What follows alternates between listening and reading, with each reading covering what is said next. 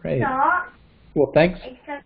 Thanks, Ahmed. I appreciate the introduction and can't believe it was, wow, it's about half a lifetime ago that we met as Texas and Nebraska delegates at Science Camp and Camp Pocahontas. And so it's been a special place for me ever since, and really excited that after going back as a presenter for the first time this summer, back in having meals in Laura Dill all over again, to get to be asked to present a webinar. So really excited to be here. The talk today is going to be about what would it take to solve the climate challenge. And by the challenge, I mean which of these three futures are we going to have for ourselves and our children, because any of them are possible. Any of these are plausible futures that the Trump administration and various scientists issued last year as where we might be headed. We might be headed to that orange world where we have emissions continuing to rise and temperatures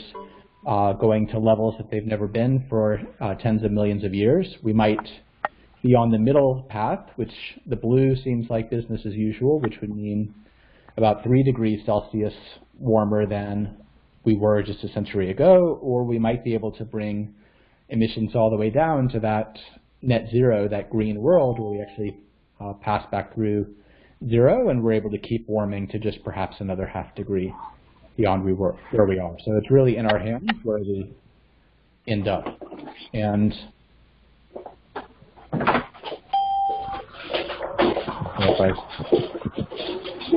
bit of introduction of me is in doing this, I dug out some pictures. So that's me and my state mate, Suzanne Widener, the other Texan from '94. And anyone else who got to do the famed hike, at least it was the longest hike back in my year. Anyone recognize the bottom left photo is work with I know Molly Friedman and Wade Alleman were on the path afterwards. In the background, and yeah, so that was my first ever science camp backpacking trip up on North Fork, and that's me presenting in this July. Who's going back for the first time as a presenter. So what I was thinking about today is the challenge of climate change. It sounds like someone has some background noise. I don't know if you could mute the call that has some background noise there, but yeah, talk about what the challenge is. So what does the science tell us about how climate has changed and the causes and impacts of it? But really, especially as a professor of environmental engineering, try to not just look at the challenge, but at the solution. So what can we do to, well, I'll call unlock climate gridlock. And in the book that I'm writing, that's scheduled to be published by Yale University Press in 2021, I make the case that we'll really need 3 keys. That it will take diplomacy, it'll take technology, and it'll take policy. And the point that I'll try to convince you of in this webinar and the thesis of the book that I'm writing is that even though the U.S. is, just one small part of the world's emissions, that whether we act or don't act is going to be pivotal to the future of our climate. So starting with the trends in warming, this is how much the world has warmed so far. And I'll point out that those who are just joining the call, who want to go back and see a slide after I move past it, or who want to see it after we're done, I put a link to my research group's website at Rice on the chat box, so you should be able to see that link and you can download those slides and have them all in front of you. It might be easier to ask questions if you see them there. But to get started with the slides, this is how temperatures have changed so far, and as a global average, we've already warmed by a little over 1 degree Celsius, or nearly 2 degrees Fahrenheit, above where we were in the 1800s.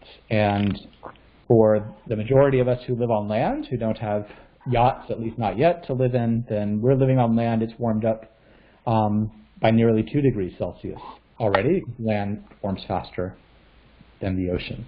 And the warming has been very uneven, and so I think a lot of people are familiar with the fact that the Arctic is warming faster than anywhere else in the world. So if we have any Alaska delegates on the call, they know that they've been seeing warming in real time, experiencing a few times as much warming as the rest of the world. The land is warming faster than the ocean. And then there have been some odd quirks to it, is that when it's our winter time in the northern hemisphere, we've been warming faster than we have in the June, July, August months. And then with all these slides, I provide you links if you want to see this information for yourself, if you want to create your own plots or animation.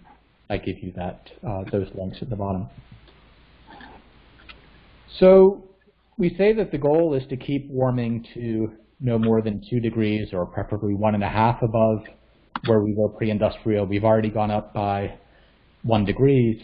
But when people crunch the numbers and look how much warming are we likely to have by 2100, these blue scenarios are the ones that we're essentially on pace for. If we look at what the US is doing, what every country in the world is doing, what China is doing so far, is that unless we do something different, we're probably somewhere in that current policies area, which would be somewhere between 3 and 3.5 degrees of warming. If you look at what countries pledged under the Paris Agreement and what their targets, what their goals are, then that would be somewhere between 2.7 and 3 degrees Celsius. And where the world promised we would try to be is between 1.5 and 2. And so this big gap in emissions, so this is where the world basically is right now. We've fortunately gotten ourselves off of this very dangerous path of just ever rising emissions, but this is still going to be a whole lot of warming. This is warming far, far beyond what the world has ever experienced in human time, and never experienced warming that fast. And we would really need to get emissions down towards net zero, towards a balance between the emissions and sinks, if we want to be consistent with a 1.5 or 2 degree warming target. And just to put that in perspective, I know 3 degrees doesn't always seem like a whole lot. Those of us who don't think in Celsius, of course, that's a factor. Land is warming faster than the ocean. But just a reminder, brushing off your old geology or paleoclimatology lessons, is that 3 degrees Celsius was all that it took to get out of the depths of the last ice age, to get out of the depths of the last glacial maximum, and to get to the warm parts to the start of the Holocene. And we could be doing another 3 degrees from pre-industrial.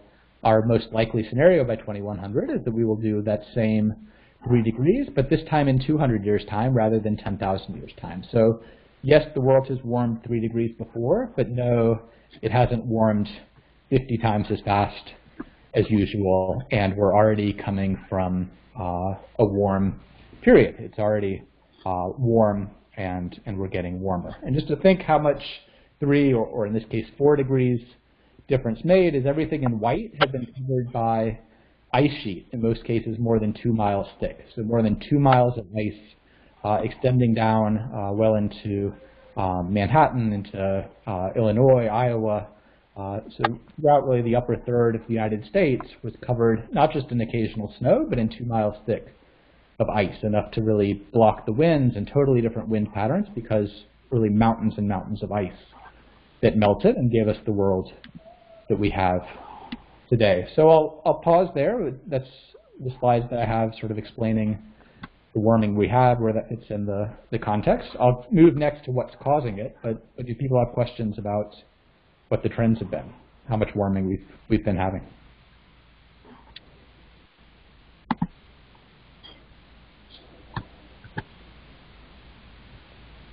So we'll open it up for questions. If you have any questions, please type it out, or if your phone is unmuted, feel free to ask. We can try that too.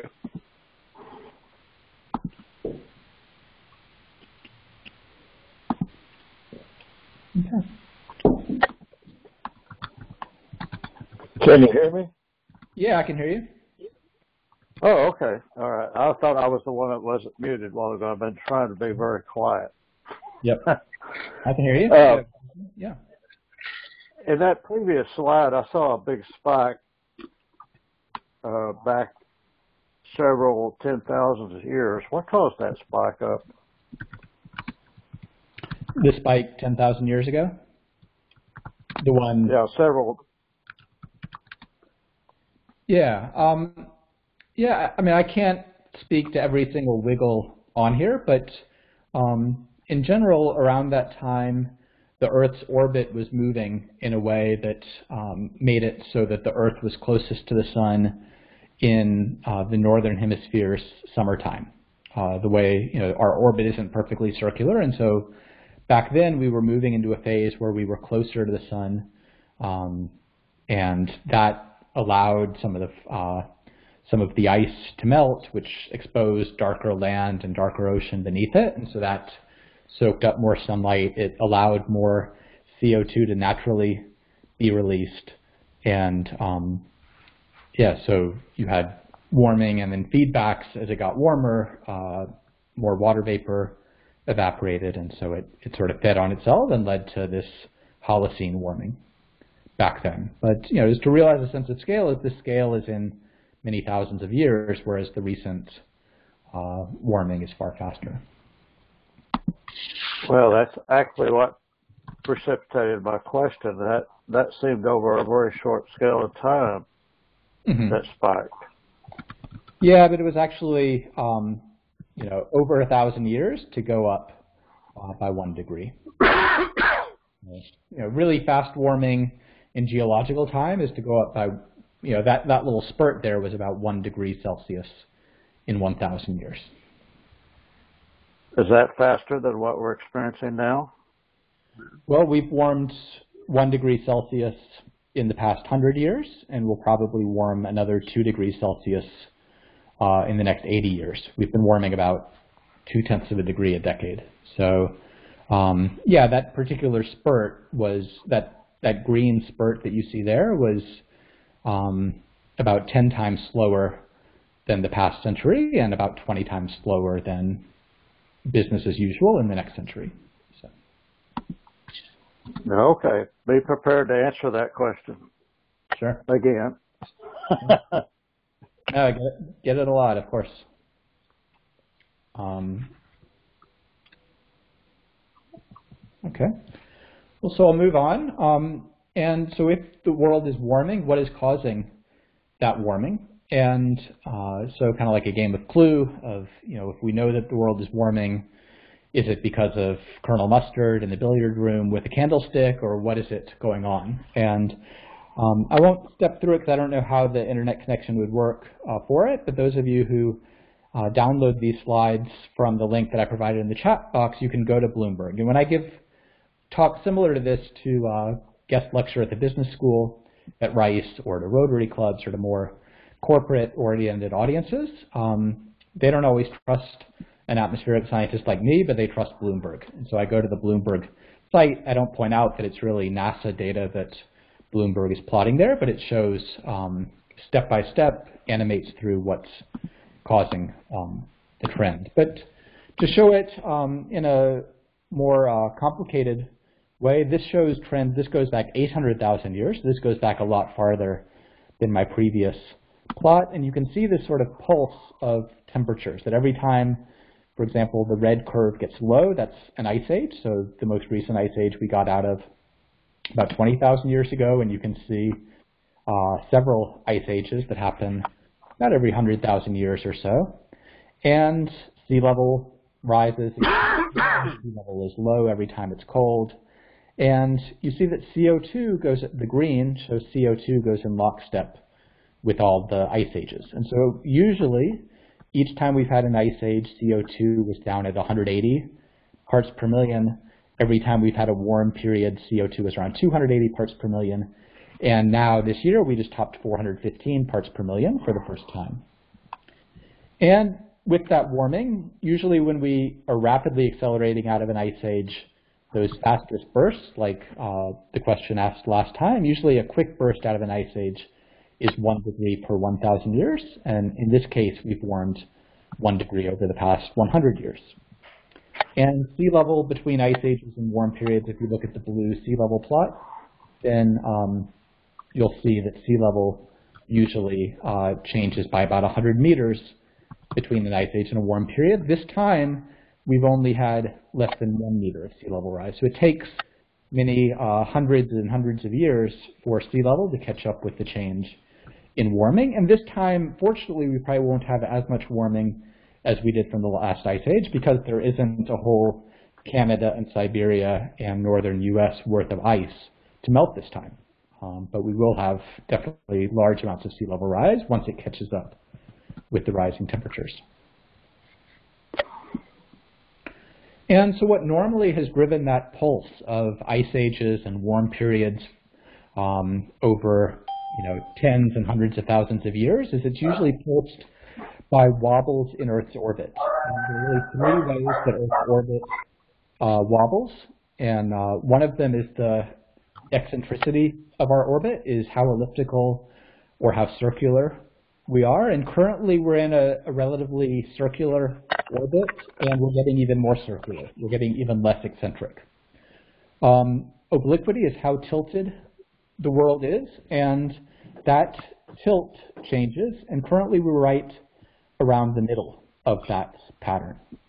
And the way things work out is the more tilted that we are, that tends to give us warmer periods. The less tilted we are, that tends to give us ice ages. And the most short-term cycle, and the one that brought us the warming, that brought us into the warm parts of the Holocene, is the precession cycle. And that's when the world is closest to the sun. So when we warmed up a lot was when we were closest to the sun in the northern hemisphere summer. And that's because getting that extra bit of sunlight when it's June, July, August, and able to melt the glaciers in the northern hemisphere, able to melt the sea ice, that exposes dark land and dark ocean underneath it, and it makes a lot of difference. Whereas the southern hemisphere isn't as sensitive. The southern hemisphere, Antarctica, is always covered in ice. The oceans are mostly clear. There's just a small amount of sea ice down there. So the world as a whole is very, very sensitive to how much sun the northern hemisphere gets in its summer. And so that was the warm period. It just so happens that the world is now closest to the sun in January. So it's counterintuitive, but we're actually heading to be closest to the sun in a couple months from now in January. That should be pushing us into a cold period. And there's debate among scientists. Some scientists think that we would be just slightly cooling, that we should have been cooling even cooler than the Little Ice Age was. Other scientists think that we would be heading into the next ice age right now. So there's a debate. I would say more scientists think that we would be undergoing slight cooling, and it's a minority view that thinks we would be heading into an ice age now, but definitely nothing about Earth's orbit would be giving us the warming that we're having today. So this is the natural drivers. The black line shows how much the world warmed over the past 140 years. The yellow shows all the natural drivers. So the biggest natural driver is actually volcanoes. The volcanoes are the green curve, and the green curve every once in a while, so that biggest dip down happened in 1992 with Mount Pinatubo. The one before it was El Chichon in Mexico. So when we have a volcano erupt, it sends huge clouds of dust and sulfate into the stratosphere, and that cools us off. It blocks away sunlight for a year or two, and then we go back to normal. The orbit wobbles around in the brown. That hasn't changed much. The sun goes through sunspot cycles. That doesn't cause much warming. So you put all these together, and you would expect to be on the yellow curve, but we're on the black curve. So natural is important. You can see dips in the black, like in 1992 when the volcanoes happened, but we can't explain this upward march of temperatures. And if we look at the human drivers of climate change, then there we can explain more of the curve. And so you see the black curve again is the same black curve.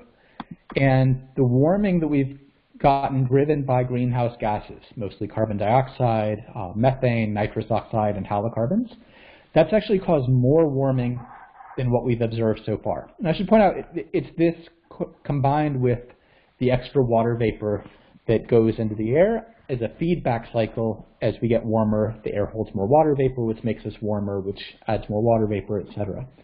And so greenhouse gases are actually causing more warming than we've observed because we've been putting man-made particles into the air. The haze and dust, the sulfate is reflecting away sunlight. So we have this mix of greenhouse gases trapping in the world's heat, counteracted by a veil of shielding, reflecting aerosols. And land is getting brighter as well, is that we've been cutting down dark forests, replacing it with bright grass, which reflects away sunlight. So actually, when people ask, how much are greenhouse gases causing climate change, are you going to say it causes some of it? The true answer is it's been causing more than 100% of it, is that so far we've been offsetting some of our warming with pollution. Now you might ask, well, should we just put more and more particulate matter into the air to cool ourselves off? The problem is that particulate matter is the deadliest air pollutant. The World Health Organization estimates the particulate matter kills about 3 million people a year prematurely worldwide. And so we don't want to keep polluting our way to a cooler climate, and we need to find other ways to slow down the warming. What we know in terms of the kernel mustard with the candlestick is that we know CO2 has been increasing. And this shows the increase since Science Camp got started, since West Virginia's centennial year, is that it's this steady uptick in CO2 happening year after year. And once again, you want to see the trends for yourself, there's a link and you can plot it down at the bottom. The reason it's been going up is because humans have been putting fossil fuel carbon into the air. We burn the gray amount of fossil fuels each year. The orange color shows how much the land has been changing, so it's deforestation of the tropics especially. And so all that above the bar is how much carbon we're putting in the air, and below the bar is where it's going. So the oceans have been helping us out. The oceans have been soaking up about 1/4 of our emissions. The land, vegetation is growing faster. That soaks up about 1/4 of our emissions, but nearly half of what we emit has been going to the atmosphere.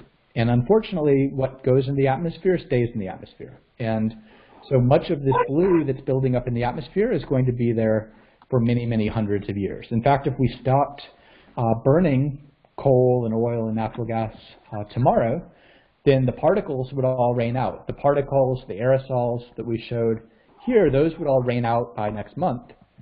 But most of the CO2 that's been built up would last centuries, and in fact, some of it would stick around for at least 10,000 years.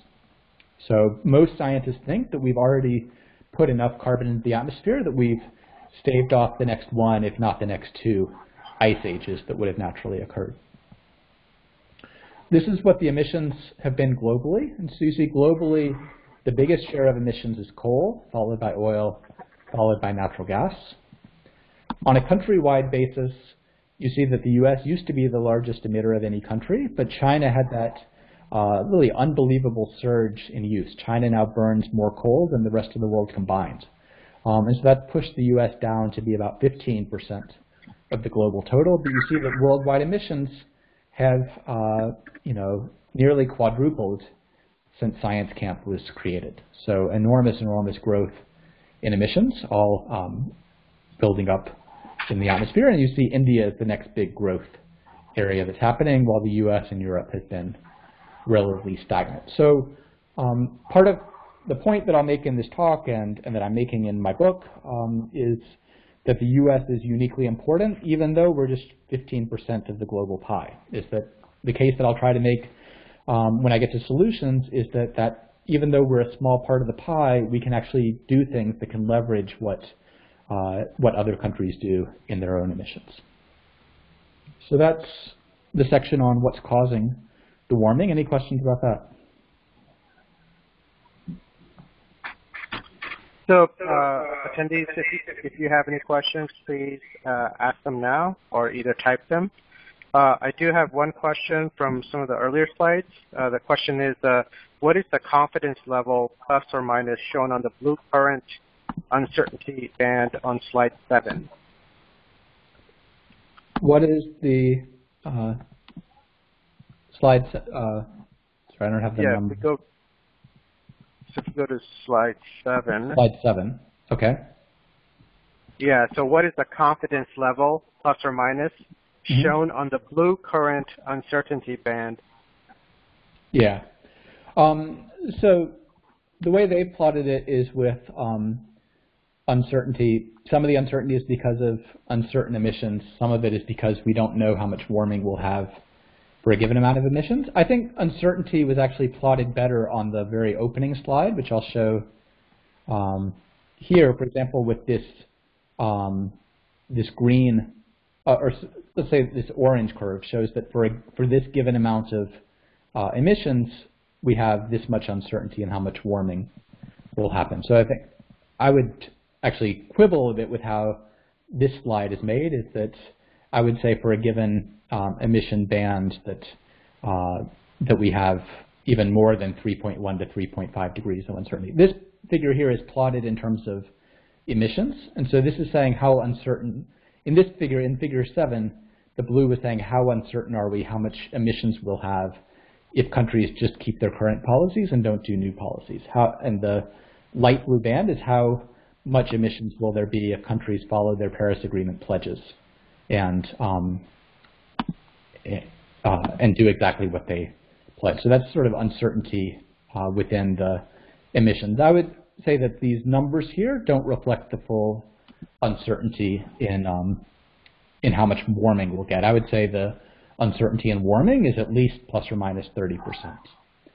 Is that we know that putting more of these gases into the air will warm us up, but I think some people don't say enough about how uncertain it is that scientists don't have a perfect, precise number about exactly how fast it'll warm up. It's we know it'll warm up. We know, but the precise amount of warming is still very much disputed among scientists. Okay. I do have a second question. How long does methane remain in the atmosphere? Yeah, great question. So methane remains in the atmosphere for an average of 10 to 12 years. And so if we were able to stop leaks of methane from natural gas wells and pipelines, and from landfills, and from wastewater plants, and if we were to feed cattle diets that make them burp less or eat less beef, all those things could bring down methane pretty quickly, and within 10 or 20 years, you could see methane dramatically lower in the atmosphere. Whereas with CO2, because it lasts for centuries, the best we can hope for is just to slow the growth in CO2 in the atmosphere.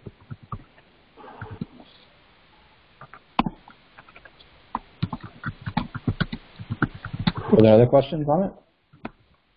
I think that's all the questions we have for now. Okay. So. And I saw that someone asked for the slides, so I posted the link again. And if you go to that link on my website, there's a slides button, a slides tab right at the first item on the news on my site. You'll also see links to other slides of talks that I've given before. But the slides there should let you follow along exactly if you want to go back and have questions on anything. Okay, so is that a problem? So hopefully people can see that the world is warming. Hopefully they can see that we know that it is man-made greenhouse gases with feedbacks from natural cycles, with feedbacks from melting ice, with feedbacks from more water vapor as we get warmer. They all feed upon each other. That's what's caused warming so far. Our orbit hasn't changed. Sunlight hasn't changed. We haven't had big changes in volcanoes. So is that a problem? What impacts will that cause? So for one thing, the country is getting hotter. I pulled the part of the country that I'm from. This, again, came from the National Climate Assessment that the Trump administration released last November. They released it on Black Friday, right after Thanksgiving, so that no one would pay attention. It actually was when nothing else was in the news, so it made the front pages of every newspaper that I saw. But the science came out without any interference, is that it fully reflected the scientific understanding. There wasn't any censoring of the science, fortunately. And so what the science showed was that by the 2090s, compared to just recently, compared to even after we had already had some warming, so in that 100 years' time, we will have this many more days to get above 100 degrees. So Dallas, where I grew up, will have about 40 to 50 more days that get above 100 degrees than it already does. And remembering how many 100-degree days there were when I was growing up, that means that you'll even go beyond the 3 months of summer where you'll have some 100-degree days. In terms of how much wetter we'll get, the U.S. is already wetter than it was before in terms of the rainiest days. This is specifically how rainy is it on the 1% rainiest days of the year. And so in my part of the country, the rainiest days are 24% rainier than they used to be. And we've seen that recently. So this only goes to 2016. In 2017, Hurricane Harvey hit my hometown of Houston and had more rain than any storm in the history of the continental U.S. And then just last month, Tropical Storm Imelda came through, and it had the 5th most rain of any U.S. tropical storm in recorded history. And before that, we had 2 storms that meteorologists said were 500-year storms. So it's not just that we're getting unlucky, it's the world was actually getting the rainiest days are rainier. And having lived in Texas, having gone to college up in the Northeast, I can tell you that when you're in more tropical type weather, the rain comes down, cats and dogs, thunderstorms, not like the drizzle up there. And so if the whole world gets more warm, gets more tropical-like, then even if some places have more rain, some have less rain overall, it comes down in really severe events. And then the bottom plot shows how much rainier we expect to get from present day to the 2090s with a pretty moderate, with that mid-range emission scenario. I'm not even showing the high worrisome scenarios. So pretty much all over the country, we expect that the rainiest days will get rainier. We're also seeing melt in ice. These are really cool. When I showed this at camp, I actually showed pictures of the satellites that are doing this. This is NASA's GRACE satellite system, where they actually have 2 satellites flying in tandem, and they can measure the gravity difference that's pulling them slightly differently, and they can see that there's less gravitational pull because Antarctica is shedding ice and Greenland are shedding ice. Antarctica is shedding about 127 billion tons of ice a year. Greenland is shedding about 286 billion tons a year. That's gigatons of ice. And as a result of that and thermal expansion of the oceans, sea level has been rising about 3.3 millimeters per year. How does this affect hurricanes? So anyone from the Gulf Coast or Atlantic Coast would worry about this. Here it's a mixed story, and as a scientist, I'll show you the full story rather than the scare story. Is that the good news is scientists think we might see fewer tropical cyclones, tropical storms, hurricanes, typhoons, cyclones, whatever they're called in different parts of the world. This is a global picture, but scientists think we'll probably have fewer cyclones overall because the poles are warming faster than the tropics. So there's less need to move heat from the tropics up to the poles. And so hurricane cyclones are one of the ways that we move heat around the planet, and we don't need as many when global temperatures are getting to be less different with global warming. So we'll have fewer storms, but once they form, they're going to be forming over much warmer oceans than they were before. And so we expect to get substantially more storms, get to category 4 and 5, which are the most devastating storms. We also, what's not shown on here is that the intensification, the rapid intensification of storms is becoming much, much, much more common. The storms will get more intense, and you'll get more rain out of the storms. So could have gone on for hours about impacts, but any questions either about these that I showed or questions about other impacts that you've heard about or impacts that you're not sure if they were real? Any questions about that? Please type your questions, or if you're on the phone, feel free to ask.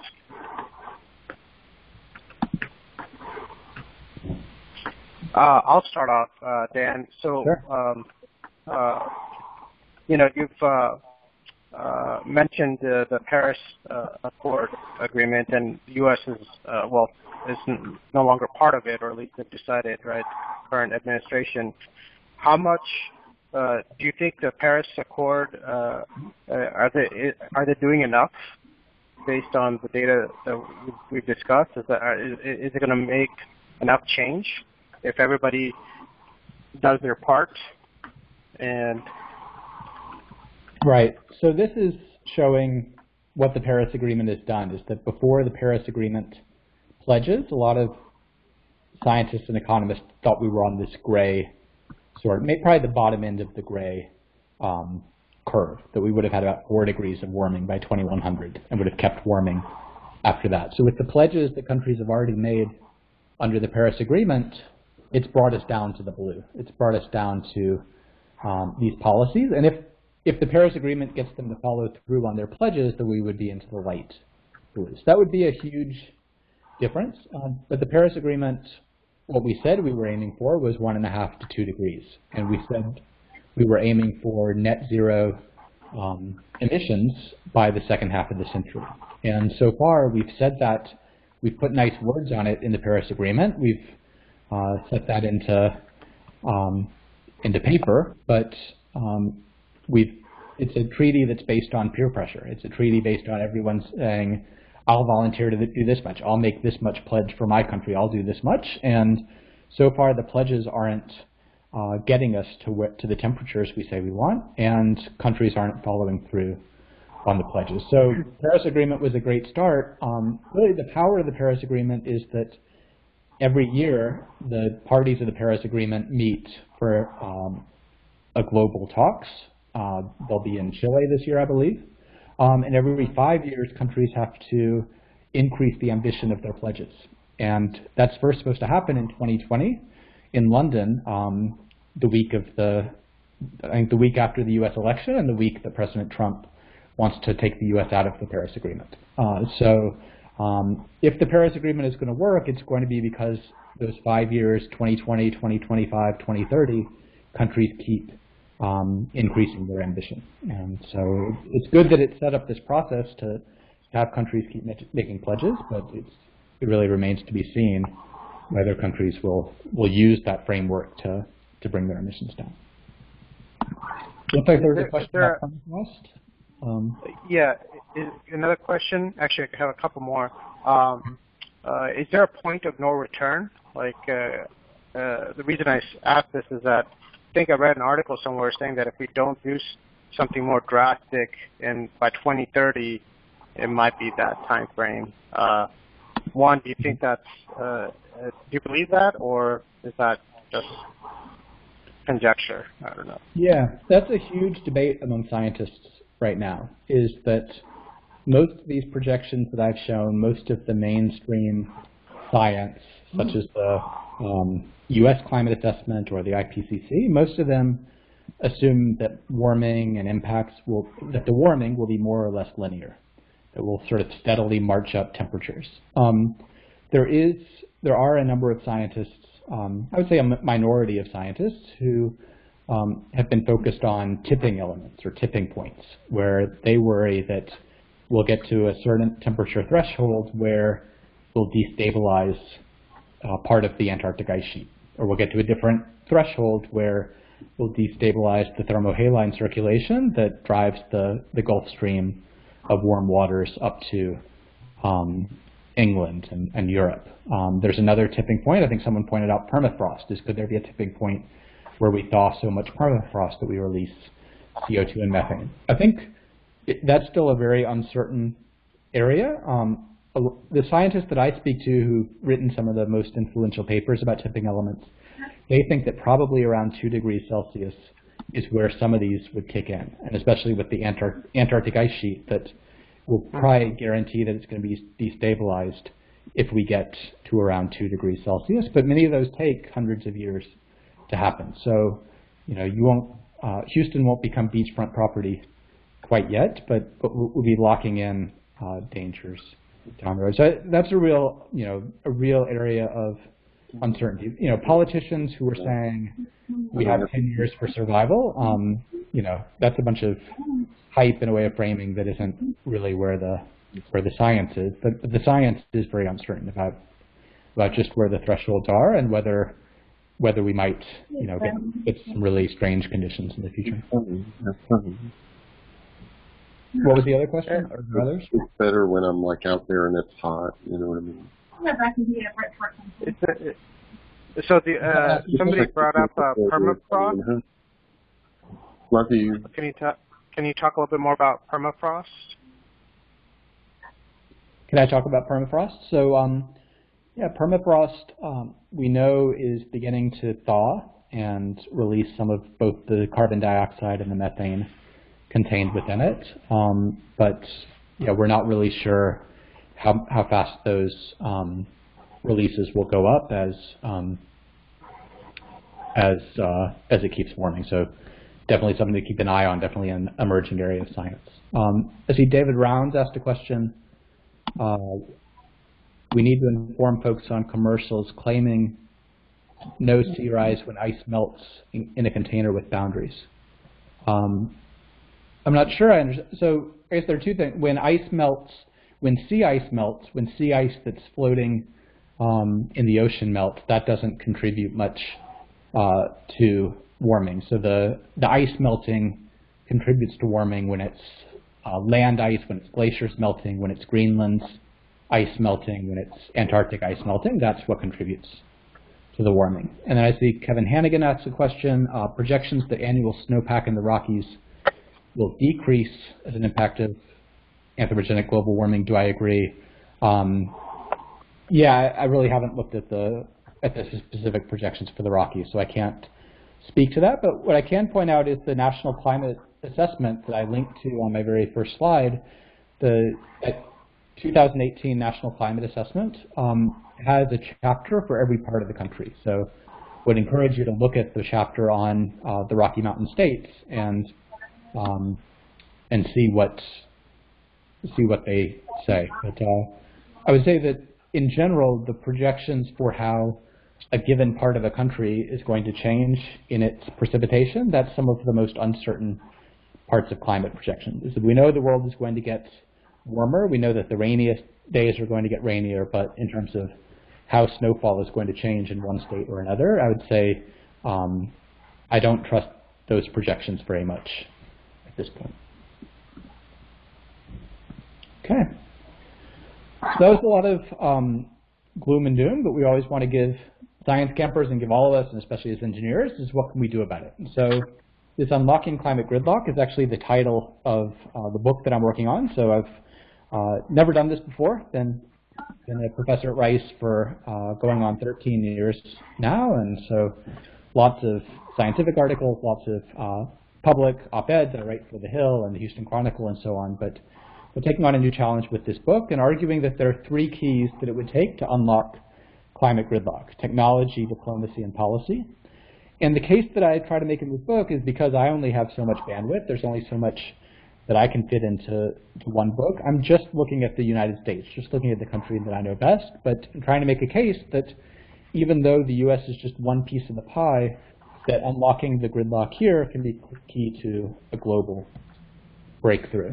And so we'll start with the chapters that I finished over the summer, or with those topics. I'm not going to go through chapters, of course, but the case that I make of what international diplomacy must do is that we need an international playing field that impels the US to act, even as our politics go back and forth between politicians who care about climate change and politicians who try to roll back environmental action. And then once we do get the US to act, we need to leverage that for more action abroad, because if the US acts but acts alone, then we will not rein in global warming. Is that when I was with the science campers, we did an exercise called the World Climate Simulation. Wonderful, wonderful simulation. It uses a MIT-based simplified climate model, and so I was able to do a 3-day directed study, have the campers do it. And I had one of the teams be the United States, and no matter how much they dialed down United States emissions, they could only slow warming by a couple tenths of a degree. So it was only if we can leverage what we do to get others to act that we can really make headway. So this slide shows, I guess, the question that Amit asked earlier is how much is the Paris Agreement doing? Is that the Paris Agreement set these two key targets. The first target that I think everyone knows from Article 2 is that we set a warming limit of 1.5 to 2 degrees Celsius above pre-industrial. Because we've already warmed by 1 or 1.1, we don't have much breathing room left till we hit that target. What I think fewer people are aware of is that the net zero target that you've probably heard in the Green New Deal, or you've heard in Democratic presidential candidates talking about, that actually came out of the Paris Agreement. Is that in the Paris Agreement, we said as a world, not just as a country, we would aim for a net zero balance between emission sources and emission sinks sometime in the second half of the 21st century. And that was the Article 4 of the agreement. And we would get there by nationally determined contributions. So it's not like the Kyoto Protocol, where people sat in a back room in Kyoto, Japan, and said, this country will do this and this country will do that. Here it's everyone for themselves. Every country has to say what they pledge to do voluntarily as their country. And so we're aiming for 1.5 to 2. We're aiming to be somewhere in the yellow zone is what the world wanted to be. We've already warmed up by 1 degree, and somewhere around 3 degrees is where we're heading unless we have a big change. This is what the U.S. pledged in Paris, is that the U.S. has had its emissions peak around 2007. Then we had the dip that happened with the recession, and then as natural gas got cheaper with the fracking boom, and then as wind and solar got cheaper and as cars got more efficient, we've had emissions come down about 15% from our peak. But because most of the things that were bringing down emissions have been rolled back by the current administration, we are no longer reducing emissions, and emissions are essentially projected to be flat. But what the United States pledged in Paris was that we were going to aim for 26 to 28% below 2005 by 2025. So that bracket, that sort of bracket sign that you see in the 2025 bar, where I labeled it NDC, that's what the United States pledged, and the blue shows what the United States is actually heading towards. When they look farther ahead to 2050, the Energy Information Administration projects that we'll basically flatline, that we'll only have a tiny bit more reduction in emissions. But the goal that the United States pledged in Paris, and actually President Obama had joined all the other G8 country leaders in pledging this all the way back in 2009, is that the goal was to get to 80% reduction by 2050. And so blue shows where we're headed, red shows where we want to be headed. And these days, presidential candidates get pilloried if they aren't pledging to get to net zero, to get all the way to the zero line by 2050. So we're nowhere near meeting the 80% target that we pledged in Paris, and yet politics, at least on the left today, is saying that the red goal, that the goal line wasn't even good enough. So huge, huge gaps, billions and billions of tons difference between reality and hopes. So what would it take to get that international playing field that we want? Well, one reason that we're not there is because the benefits of a cooler climate are global, is that the costs of cleaning up, the costs of capturing carbon, the costs of doing anything differently are borne in the local economy, but CO2 lasts for centuries, and so it spreads across the whole world. And the U.S. isn't even as sensitive as some poorer island countries and so forth. And so when you have a shared environment, or you have a public good where everyone benefits from a cooler climate, everyone wants to be a free rider. And so no one wants to have to be the sucker who gives the biggest donation to the charity, or who pays everything else. It's much cheaper. We're better off if we can just be a free rider, if we can just enjoy the cleanup that other people do. But if everyone's waiting for someone else to be cleaning up, no one gets that free ride. No one gets the cooler climate. And so if every country acts in its own self-interest, there is no world benevolent dictator to get people to act. The Paris Agreement is just by voluntary pledges, and so it's hard to get cooperation to emerge. So that's part of the difficulty. Where the opportunities come in is that our aim should be to try to get the U.S. to act, because the U.S. has been the biggest laggard in some ways among the biggest emitters. And if we can get the U.S. to act, how can we make our action lead to more action abroad? Because it's not going to be enough just to cut. Even if the U.S. got to net zero, we will still be on a very hot planet if China, India, and the rest of the world keep having their emissions increase. And so what I argue is there are two ways to get there. One is that we can do better within the Paris Agreement. And one of those things would be to meet our pledge that we made in Paris, so stay within the Paris Agreement. There's no reason to leave it. There's no penalty even if we do miss, but let's stay in the agreement. Let's actually do what it takes to meet the pledge that was made back in 2015. And the next time that we have to make a pledge, so I'm not so naive to think this will happen in November 2020, but when we have a chance to make a pledge again, instead of just putting our goal out there and just leaving it hanging in the wind, let's make it conditional. Let's say we'll do this, but we'll do this plus this and this and this much more if others will take the steps too. We don't want to disadvantage our businesses by going out on a limb, but if other countries will do more, then we'll keep reciprocating and tit for tat for the better. We'll make it reciprocal. We'll step up our actions to match what others will do. And then what I find to be one of the most exciting ideas outside of the Paris Agreement is to find ways that we can work either with individual partners, with bilateral agreements, or to work in clubs. And this is an idea that some different scholars have put forward in different ways, but the idea is that the Paris Agreement was weakened a bit because the laggards had veto power. Anything done under the UN group that led the Paris talks had to be done by consensus.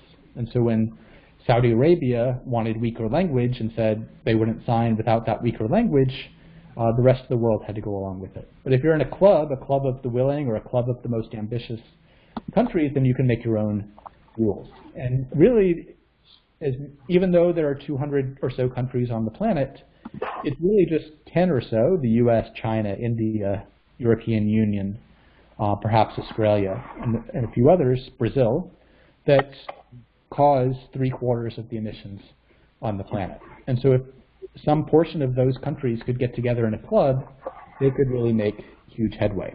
And so the ones that are most ambitious need to figure what is a way that there could be benefits of membership. So just like NAFTA or other trade agreements have benefits of being members, find a way that you can get most favored nation trading privileges, sanctions against other countries, etc., to be sure that countries will step up and do more.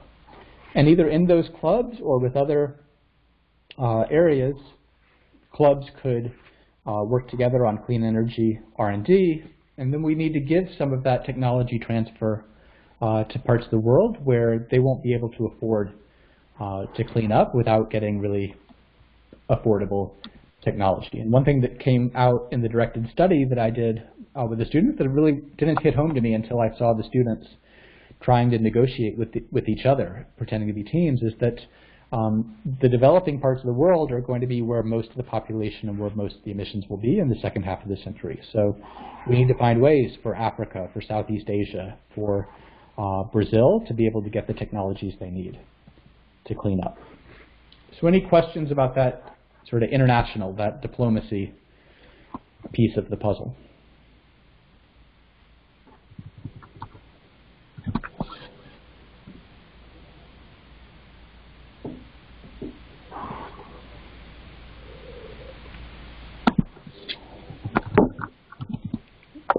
Any questions?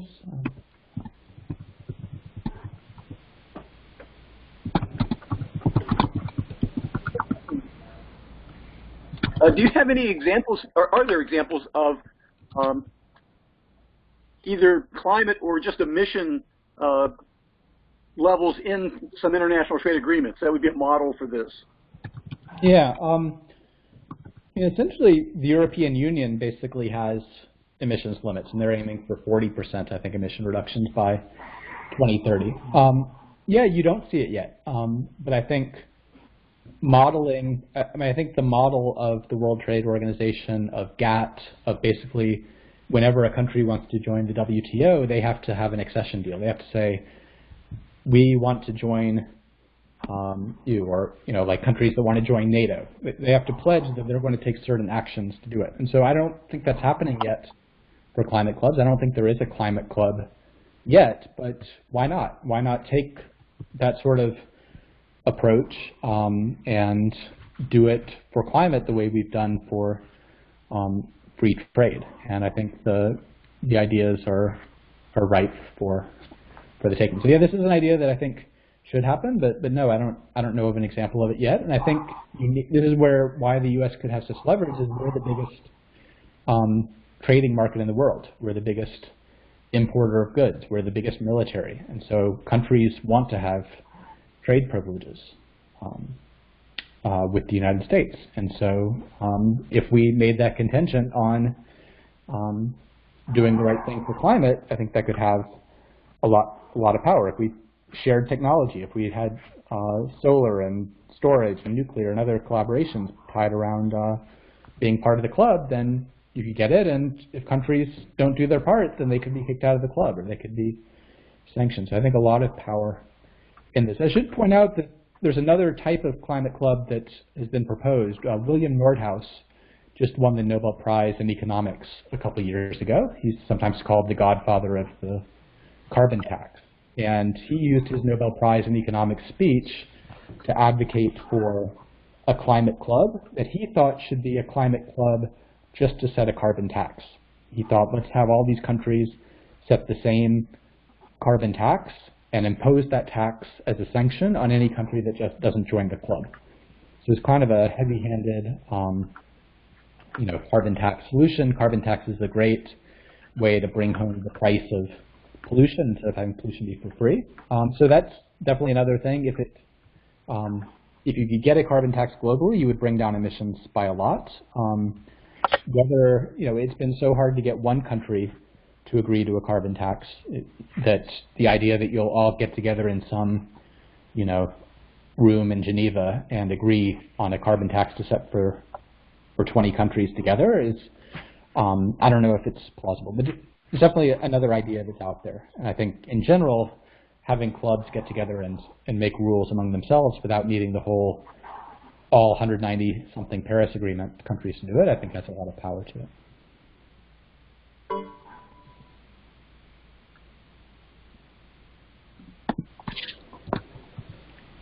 So I appreciate the solutions you offer. Conditional pledges, good idea. Please return to the slide showing max and min on the concerned gases. It seems to show a decline in our current time frame. The max and min.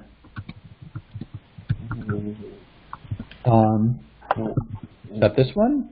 Amit, do you know which? I'm not sure which. If they meant this slide, the black shows the U.S. historical emissions, which peaked around 2005 or 7 before the recession and have been coming down since then. Or I think it's farther back. Farther back. So this is the emissions by country, where as a world, global emissions increased by about 2.7% last year. You see some. He's saying it's much farther back. Much farther back for max and min emissions. Yeah. This is slide 7. Maybe this one. We just went past it. We went past it. Move. Yeah. Is this?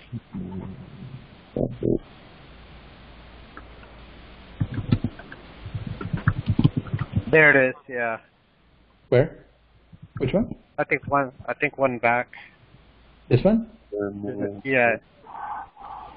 Okay. So this David, isn't is this emission. one? Okay. This one? I'm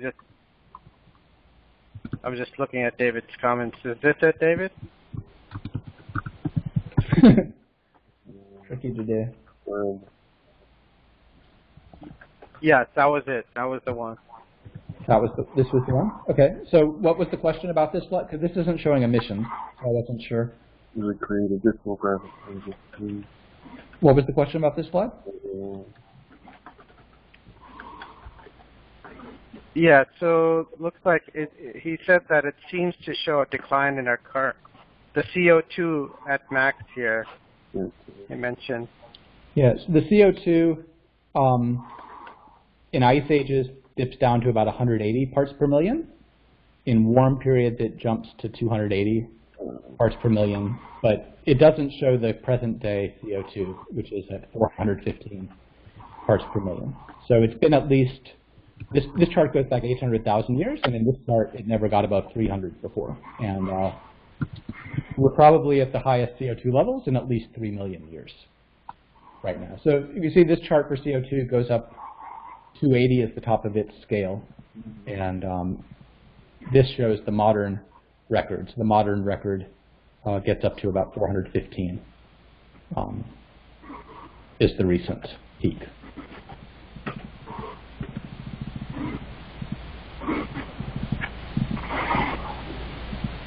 Did that answer the question? Is it the common max over geologic time?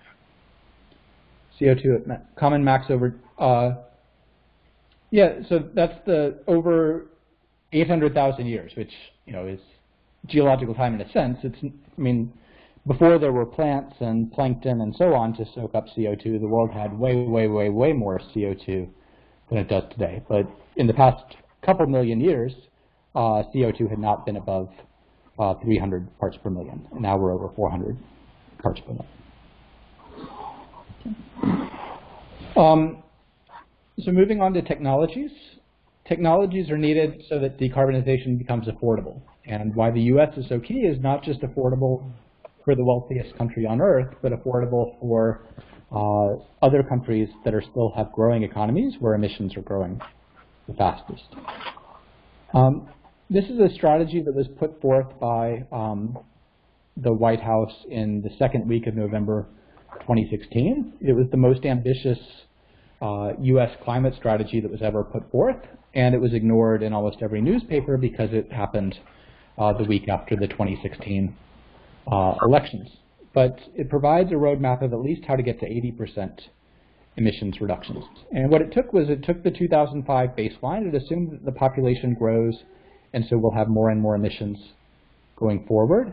And then to get down to the level that we want to be of an 80% reduction, this is before we had politicians pushing much for net zero, is that we need this sort of cascading waterfall of steps to reduce emissions. And so the idea that was said is that you need efficiency, clean electricity, and electrification and low carbon fuels to clean up the energy system. You need to take carbon out of the air by putting it in land and having CO2 removal technologies. And then you need to clean up other greenhouse gases besides just CO2. So the first of those keys, to clean up the energy system, the first thing we need to do is to get more efficient. And this is where we can save a lot of money, is that everything over here, this is by the radical environmentalists at McKinsey investment bankers.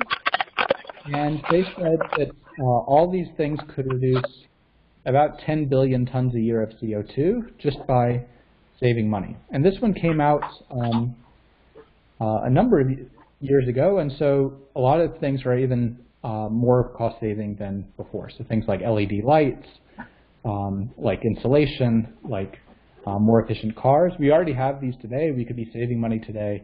Whether we care about climate or not, these would make sense to do. The second thing is that we can make electricity in cleaner ways, is because until last year, electricity had been the biggest portion of US emissions.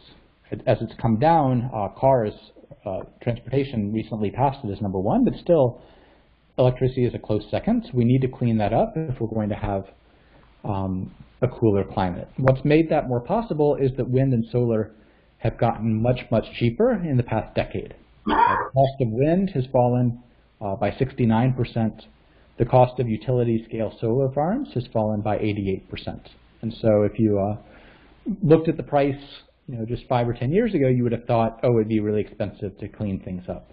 But now it's actually cheaper to build wind and solar farms than it is to build any other form of electricity today. If you were building things from scratch, you would never build a coal plant.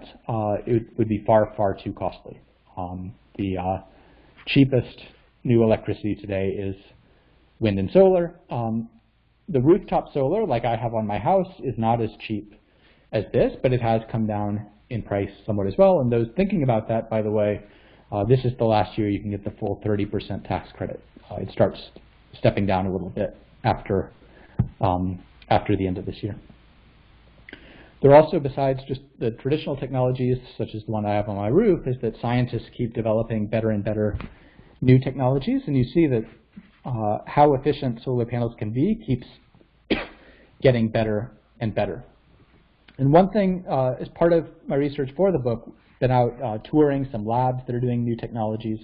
And one of the things that scientists are most excited about is these, the little dots you see, the red surrounding the yellow dots with the red borders. That's perovskite technology that didn't exist until about 10 years ago, and now it's becoming much more efficient. And this would be where instead of having a big metal framed block to make your solar panels on, you could actually print this like newsprint. So you could print it, tens of times faster than solar panels can be made today. For now, it's still expensive and not completely durable, but the hope that the scientist that I spoke to in the lab there said he expects to be able to get to between 1 and 2 cents a kilowatt hour within the next 10 to 20 years. So potentially some really cool technologies to make clean electricity. One bit of work that we've done in my research group, some research that I did published last year, is we've shown that if you just rely on the sun, then of course you're not going to get any power other than the daytime. If you just rely on the wind, in Texas the wind mostly blows, the West Texas winds that we use most, blow mostly at night. But there are South Texas winds that are sea breezes along the coast. And if you put those three together, then you see there's never really any time of day that you don't have at least one of those generating strongly. And so the more that you can put together wind and solar sources, the less and less batteries that you need, the less and less natural gas backup that you need. And so you can get cleaner, you can get cheaper if you blend together different sources. It would be great if we could build more nuclear as well. Unfortunately, the cost of nuclear have gone up. So as solar prices have fallen 88%, wind has fallen by more than 2/3. Nuclear is actually substantially more expensive than it used to be. And the two plants that tried to build new nuclear in Georgia and South Carolina went about 3 times their budget. And so Georgia, they're still going to build it anyway. South Carolina has one of the most expensive holes in the ground. And we'd love to be able to capture carbon from power plants, but it didn't work out. President Bush and President Obama tried to work on a Future Gen Alliance and got suspended. A private company tried to build a carbon capture plant in Mississippi, and then they gave up on it. Here, just outside of Houston, I take my class on field trips to this one. They capture their carbon, but they actually had to build a natural gas plant to capture the carbon from the coal. They only capture part of the carbon from the coal, and they used the carbon to push more oil up out of the ground and then the abandoned oil fields. So it actually leads to the same or perhaps more carbon than we would have had anyway. The one company that I have toured as well that actually, Dr. Allen, who came to my class to speak about the alum cycle that he invented, really cool technology for those who like this sort of thing, and thermodynamics or just cool technology, is net power. Is the idea of instead of having steam turn your power plant, it has a power plant where the turbine is turned by CO2. So it uses pure CO2 going through the supercritical phase transition, and it gives you an efficient power plant. And because it's pure CO2, they can strip the CO2 right off. So it does use natural gas, but it could be the most promising carbon capture power plant that I've seen. And then if we have clean electricity, however that is, solar, wind, geothermal, nuclear, carbon capturing fossil, however you do it, then once you have clean electricity, then you can electrify other things. So we could electrify cars, like the electric car that I drive, and use it. Once you have clean electricity, then it makes sense to have electric cars. I know when I was speaking at Science Camp this summer, I was really excited to see Dr. Rick Wilson came out with his, Rick Walker, drove out with his electric car to Science Camp, and I know he's become a big proponent of electric cars out there. When you do that, you actually make it easier to switch to clean electricity. because we could have our car chargers designed so when I plug in my car at night in my garage, I could have it tell the grid to only charge me up when I have cheap and clean electricity coming in. And so it's easier to blend variable sources like wind and solar if you have flexible demand by electric cars or electric water heaters and so on. So those three legs of the stool that we talked about, the efficiency, the clean electricity, the electrification, actually all make each other easier. If we're not efficient, we'll need twice as many solar farms. If we don't have solar and wind and nuclear and clean fossil, then there's no point to electrify our cars. And if we don't electrify our cars, it's really hard to blend in lots and lots of renewables. So these are really a three-legged stool of three pillars of clean energy that have to go together. We won't be able to electrify everything. We're not going to be able to fly across the Atlantic in an electric plane. We're not going to be able to have an electric boat go all the way to China. And so we will need some sort of liquid fuels and gases, and next generation biofuels would be one way to do that. When we clean up the energy system, there will still be some carbon left. So we'll need some way, if we're going to get to net zero, to get that out. One way is to do it with land sinks, is to put it in the land. So we could add more forests. Or another way we could do it is to have plants that take carbon out of the air, burn them for fuel instead of fossil fuels, and then bury the CO2 under the ground. And so you actually have a negative, you get energy while having negative carbon, while taking carbon out of the air, putting it under the ground. Or another thing that some scientists like David Keith are trying to do is to build carbon-sucking machines. So this is showing one machine that's already been built in Switzerland, and this is a design of another competing machine. Here's a TED Talk, those who want to see more. The trouble is that this machine can suck 900 tons a year out of the air. Our emissions now are more than 35 billion tons a year. And so you would need potentially millions of facilities like this, and all the metal that would go into them, all the natural gas. So perhaps as we get our emissions way, way, way down, then this is a way to clean up the rest. But the idea that you would emit 35 or 40 billion tons a year and suck it all up is something that I would be skeptical of.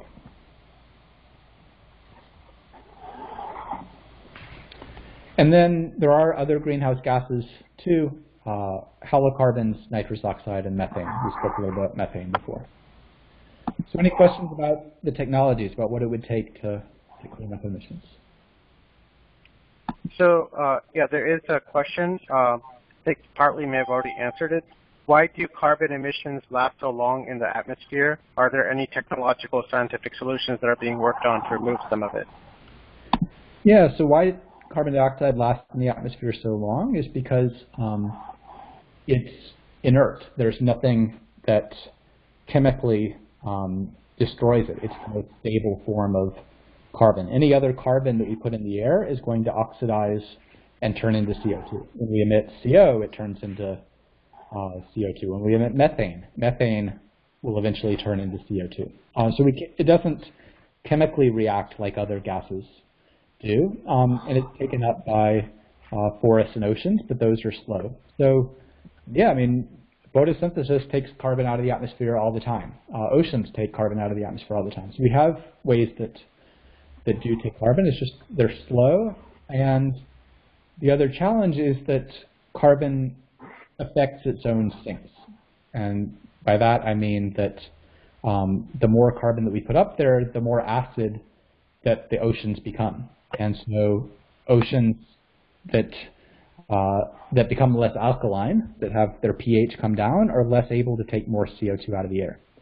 And as we get hotter, we have wildfires, and we have permafrost thaw and other things that release CO2. So it's just, there are things that take it up, but it's hard to take it all out of the air. Any hope for a hydrogen solution to ocean shipping fuel requirement, electric to hydrogen cycle? Yeah, I think hydrogen probably is a place where you could have potential hydrogen powered ships. The way we get most hydrogen today is from natural gas. And so to have hydrogen be a climate solution, you need to find ways to make hydrogen in cleaner ways, probably from electrolysis using clean electricity. So I think there's a lot of excitement in trying to find ways to, as electricity gets cheaper and cheaper and cleaner, then use some of it when we have extra solar generated on really sunny days, use it to make hydrogen, and that could be a good opportunity. And then Kevin's question, I can't see it very well. It's cut off. What are your impressions of basalt capture? Basaltic carbon capture. Basaltic carbon. I'm not familiar with it. Yeah, I don't know.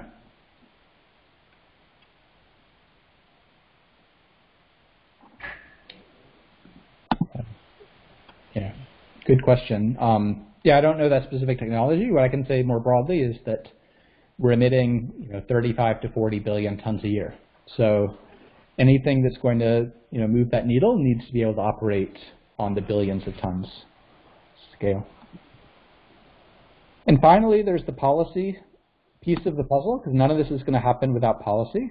As much as we as engineers or scientists would love to think that if we just build the silver bullet, that someone will fire it, someone needs to fire the silver bullet, or really the silver buckshot that will clean us up, because for the most part, we probably have 90% of the technologies we need to clean it up, but we're not building it. We're not making much of this yet. And so one of the pieces, what economists will tell you, is that the most efficient way to do this, the way to do this most effectively, is to put a price on carbon. Right now, we put a price that it's free. It's free to dump your pollution into the air. But you could put a price on it with a tax, and some people think it should be rebate the revenue with a dividend. Some call it a fee, since they think a tax is a dirty word. However you want to do it, that makes it more expensive to pollute and makes it an incentive to clean up. You can do cap and trade, where you can put a cap on emissions and then allow the allowances to be traded among polluters. That has a very similar effect because it puts a price on carbon. Or you could put a positive price on carbon. You can put a value and give tax credits. Like right now, there are new 45Q tax credits that give companies money if they store carbon underground. The Green New Deal takes a different approach. The Green New Deal that was put forward by Senator Edward Markey and Representative Alexandria Ocasio-Cortez, they might like a carbon price, they might not, but what they say is that we need to think not just in terms of economics and not just prices that make people's eyes glaze over, but we need to see this as a New Deal, that we need to see this as the way we came out of the Great Recession or World War II. They see it as a national mobilization, that we should have this as a jobs program, have this as really ambition, and not sell it in terms of price and the tough stuff, but sell it in terms of the solution, in terms of the future that we want with healthcare and with jobs and with so forth. And so that's the framing that they put on things. One thing so both those really aren't happening all that much yet. One thing that's happening a lot is that states are putting in clean electricity standards. They say that we must get to 50% clean electricity by a certain time. And I'll show a slide on that in a moment. Another thing is research, development, and deployment to make these technologies cheaper. Another thing is investing in infrastructures. Even if we have those clean technologies, we need to have a grid to use them. We need to have a grid that's able to move lots of wind and solar power from windy and sunny places to where people use it. And our grid today is really old. It would be an embarrassment when Chinese or Japanese or Europeans come and see our grid. And it's built to get power from coal plants to cities. It's not built to get it from windy and sunny places to cities. And we don't have enough charging places. I definitely know that's an electric car driver in Houston, but there's almost nowhere for me to plug in besides my garage. And definitely not popular with economists, but there's the leave it in the ground movement of saying that let's ban drilling. I'm not advocating any one or other particular of these, just saying what is the menu of options that are possibly out there. And so one option is to ban pipelines, ban drilling, ban coal mining on federal lands and keep it in the ground. And a final thing that's probably even less popular with most economists, but is happening in the courts today, is there are lawsuits right now being filed in states across the country against ExxonMobil and others, and suing fossil fuel companies to get them to change their ways. So with the carbon pricing, this is what's being done so far around the world, is that you have carbon prices in place in Europe. You actually do have carbon prices in part of the US, is that when he was governor, Mitt Romney in Massachusetts helped to create the greenhouse gas trading in the northeastern US. California has cap and trade. Trump administration last week announced they're trying to block California's policy because California wants to trade with Quebec. And so you have carbon trading and carbon taxes. The taxes are in red, the trading is in blue, being set up around the world. But a lot of these are at really low prices, like EU, $9. The Northeast states, just $4. And these aren't prices that are high enough to really change behavior that much. Clean electricity standard, this is what you may have seen in the news recently, is that more and more of these states are now pledging to go to 100% clean electricity. If you look at California, if you look at Washington State, New Mexico, Hawaii, all these states just within the past year or two have committed to 100% clean electricity by 2045. I guess all chose 2045 as their target. So really been remarkable to see how the sort of rebound effect that's come, I think, largely, as I talked to a number of these state officials, this sense of trying to show that we're still in the Paris Agreement despite the national policy, is that you've had states really up their game far beyond others. And so that's going to force utilities to make more and more of their power in renewable ways. Cars are getting cleaner. So this shows how vehicle emission standards have tightened over time. The US is this line that's this dark colored line near the top that has been really a laggard, that we've had some of the highest vehicle emissions per mile in the world. But we had pledged that by 2025 we were going to catch up with most of the world and cut emissions down to about 100 grams per kilometer. And the Trump administration is now going to stop that and either stop progress or slow it to less than 1% a year, beginning in 2020. So despite that mixed story, some reasons for optimism about policy is that public opinion is at an all-time high. More people think climate change is a problem. More people accept the science of what's causing it. More people think we need to do something about it than ever before. There's been more activism than ever before. So it's not just people passively telling a survey that they care about it, but there are actually groups, the Sunrise Movement and 350 on the left, Citizens Climate Lobby that's very bipartisan and centrist. Down the middle, Republican, which is Republicans and conservatives who are pushing for climate action. So really across the spectrum, you've had a lot more activism than before.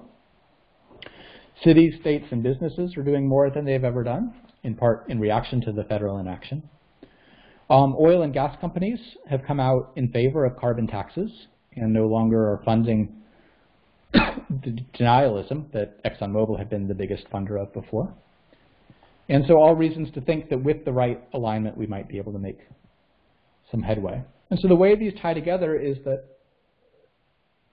if we can have the diplomacy work, then the diplomacy can push the US to act. If the US acts, then we have more clout and credibility to push the rest of the world to do more. With that diplomacy, we can make cleaner, we can have collaborations on the research and development of technologies. And as we develop those technologies, then countries like India may be less reluctant to strengthen their pledges if they know they can get that technology that makes it more affordable to clean up. That clean technology can allow more ambitious policies, and the more policies that we have, the more that innovators and businesses need to innovate to meet those tougher policies. And so in sum, how the US can unlock this gridlock with diplomacy, we can make it a playing field that pushes for action, and no country has the diplomatic power, the military power, the economic power to do that, and no country has been as insistent on reciprocity. Europe has been willing to put in carbon prices on themselves and not insist that the rest of the world goes along. Anytime anyone has proposed a carbon price in the US, whether it's Democrats or Republicans, they all, in their plans, insist the rest of the world will pay sanctions if they don't come on board. So the US is unmatched in being able to be reciprocal. Technology to make clean energy affordable, No country has as much science and engineering capacity as we do. And policy, where really a lot of policies that have started nationally, like the acid rain program became the model for cap and trade in other countries, and now it's states and cities and businesses that are innovating. Those can become models for action abroad, or if we don't act, then it can be more and more reason as an excuse for inaction if we continue to do so little. And so I'll just end in case anyone didn't believe the science things earlier and thinks that we're doing any of these solutions for nothing. Then if we're cooling the climate and it was actually space aliens who've been warming us up, then we can. These would be the what would come with cleaning up the climate. Sorry that the dog is making some noise. These would be the consequences that would go along with it. And so that's the conclusion of the talk. And again, remind you of the link to the slides, remind you of my email address, and open it up for other questions. So thank you, Dan, very much for this insightful webinar. I think everybody's enjoyed it. There is one question from Dr. Dennis Rubello. He's asked, is it acceptable for him to use this presentation to share with his university students? Absolutely. Love to be copied and reused. Yeah, so that's why I put the slides online, and if y'all can show how to share the audio of the webinar, I'm happy for that to be used. Yeah, I'm very tough on my students not plagiarizing their writing, but love to be plagiarized and have this used with students. So happy to hear that. Okay. While we wait for any last questions, I do have one question for you. Sure. This has been great, but despite all the science and statistics, you still see there are quite a few people who are naysayers or non-believers. Is there anything that we can do to kind of help with that? Get these other folks who don't believe that the climate change is a real issue or it's not man-made, because it seems like some of the existing policy, as you indicated, with the current administration, they're halting, or just kicking out these regulations. Okay. Yeah, so I think there are two things. One is just education, is that, there are many of us who understand the science. I do a lot working with science teachers so that, they can reach more people than I can alone. So just sharing the science. The science, I first studied climate science as a middle school student. I did a year-long project on the climate science. The science has not changed all that much since then. Since 1988 or so. So the science has been known, whether people accept it or not, is a matter of education. But the other side is, I think there's sort of some entrenched, denial of science in certain areas. Certain people who don't accept that vaccines are good, who don't accept that humans actually landed on the moon and so forth. And so the fortunate thing when it comes to climate science is that often the smoothest path to acting on it doesn't necessarily come from science, is that surprisingly a lot of people are willing to act on climate even if they don't accept the science. So there are actually far more people who think we should clean up carbon dioxide, that we should regulate carbon dioxide, than who accept that carbon dioxide is warming the planet. Now if you don't think it's warming the planet, that makes no sense. But there are people who, they want a cleaner planet, they want solar and wind have 90% popularity across Republicans, Democrats, Independents. So you can push solutions. Often the solutions are popular, whether people accept the science or not. All right. I don't see any more questions. John just added a comment here. Dan, thank you so much, and thank you for the Alumni Association for initiating this, start of many more great presentations to come. Again, thank you very much, Dan, for being our very first alum for for all of us to do this webinar, and we hope to see a lot more. And you're welcome back anytime to do this again. Thanks, Simon and Ray. Appreciate you setting this up. And for the rest of you, the slides will be available. We will publish the link again on our Facebook group, LinkedIn group. There's also the nysfcollaboratory.org. Please join if you haven't already, and stay tuned for the next webinar, which will be coming soon. Thank you all, and have a great day. Thank you. Bye. Bye.